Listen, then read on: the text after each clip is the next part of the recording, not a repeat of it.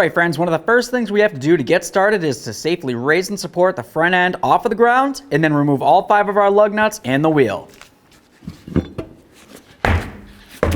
Now that the wheel's off of here, we have a nice clear view of where our front axle is. You can tell that it's buried underneath a couple things, so we're going to have a process to get to it. One of the first things I want to do is disconnect the ABS wire. To do that, I'm going to come right to the mounting point, and I'm just going to carefully try to pry this away. I want to be very careful not to damage the ABS wire. Let's continue on by following it up to any places that it looks like it's mounted. We have a couple wire ties on this, so that's something that I would just trim off, and then it makes its way all the way up to this connection point. Typically this connection point is going to be pressed into the frame someplace, so you're going to want to look for that. There we are. Go ahead and grab onto this tab, give it a nice tug, and separate it. Check your wires for any corrosion. These look good. Just going to pull this down, and then I'll put it up along here. The next thing we need to do is remove our tie rod from the knuckle.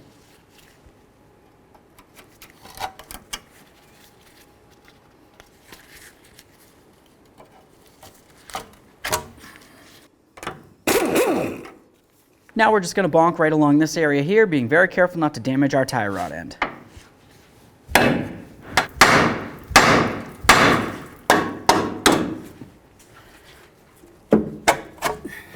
Alright, now let's go ahead and grab onto that caliper, give this a nice little spin, and we're going to start removing the caliper mounting bolts. There's one right here, and then there's one right there.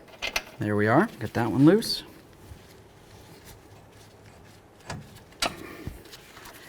Now let's carefully remove the caliper and hang it aside, being very careful not to put any pressure on our flex hose. Now let's remove the rotor. The next thing we need to do is remove our upper ball joint nut.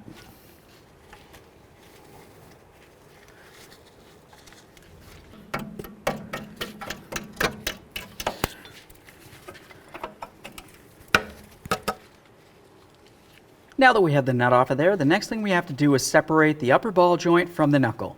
Something that I want to warn you against is using a pickle fork. If you were to stick this in here, you could potentially damage your ball joint boot, in which case you'd have to replace that as well. What I'm going to do is I'm just going to use a little air hammer here, and you could of course use a regular hammer. Bonk right along this area of the knuckle right here. The vibrations are going to break it free, and it's going to drop down. There it is. Now let's remove our axle nut. Remove the washer behind it. A little bit of penetrant. Now let's use a chisel and our hammer and come right in this center here. So now looking inside here, we can see where the axle is going to connect onto the differential itself. There's going to be a shaft that comes out of the differential that the axle is going to sit into. Let's go ahead and bonk on this axle and try to drive it out.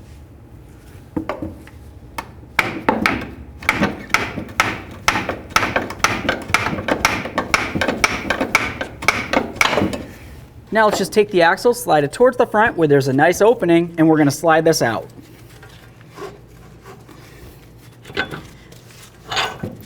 Okay. Now let's remove it from the truck. There it is, friends. Now that we have the axle out of there, it's important to take a quick look at your axle seal here. You want to clean it off and you want to inspect it. If it looks like it's worn or damaged in any way, well, now's the perfect time to go ahead and replace it. Otherwise, just go ahead and clean it. Okay friends, now it's time to install our brand new axle. Let's go ahead and carefully slide it in.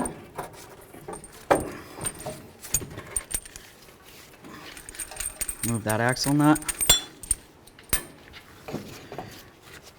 We're going to slide the axle shaft through the wheel bearing here. Perfect. And now we can go ahead and line up the rearward part of the shaft, or the inboard part of the shaft. We'll get that so it's lined up with the shaft inside the differential there. Give it a nice little spin so it feels as though it wants to seat, and then we'll push it in. Just take a quick peek at it, make sure it's all the way in as far as it can, and then of course you're going to want to grab onto it and give it a nice little tug. You want to make sure that it's definitely seated in there and that the snap ring that's supposed to be in there is clipped in where it's supposed to be. This feels great, so let's continue. Now the next thing we need to do is put a jack underneath our lower control arm. We're going to slowly jack this up, and at the same time we're going to go ahead and pull down on this control arm so the ball joint goes through the knuckle. Go ahead and start on that ball joint nut. Now let's go ahead and snug up our ball joint nut. Now the next thing you would want to do is continue on by torquing this. Obviously there's minimal space here to be able to get a socket and a torque wrench, so I'm just going to use my wrench. If for some reason you were going to be torquing it, you would torque it to 61 foot-pounds. Make sure that this is nice and snug. Give it a little extra along there. And then you just want to pay attention to the slot on the ball joint nut.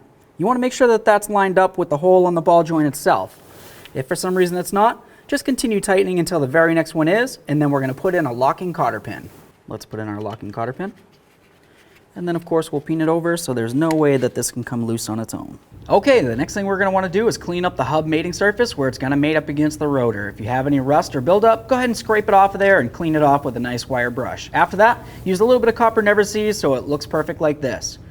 Once you're done all that, go ahead and do the same to the back side of your brake rotor. Let's go ahead and take our rotor. I'm going to use my original axle nut here, and then I'm going to use my lug nut. I'm going to go ahead and make sure that this rotor can't flop around. Now let's go ahead and put our caliper on here. Take your 2 bolts with a little bit of red thread locker, start them in, and then snug them up. And then we'll torque these bolts to 77 foot-pounds. Now it's going to be time to rerun our ABS wire here.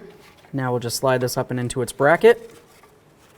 And then of course we're going to carefully just try to pinch this gently shut so it holds it secure. And now we'll just run this up and through here.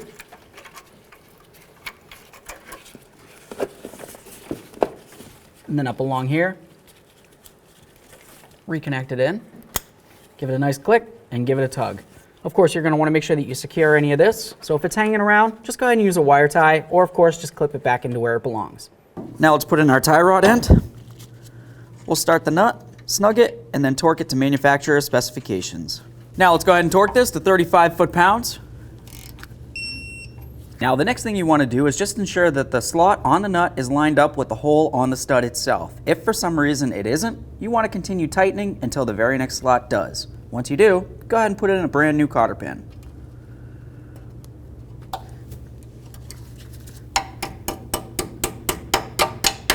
Now we're going to go ahead and put on our brand new axle nut here.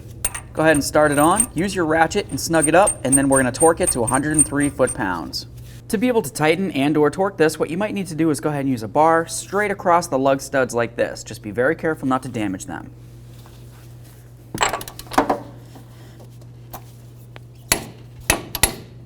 Now let's get our wheel back on here, snug up all of our lug nuts, get the wheel gently on the ground, and then torque the lug nuts to 100 foot-pounds.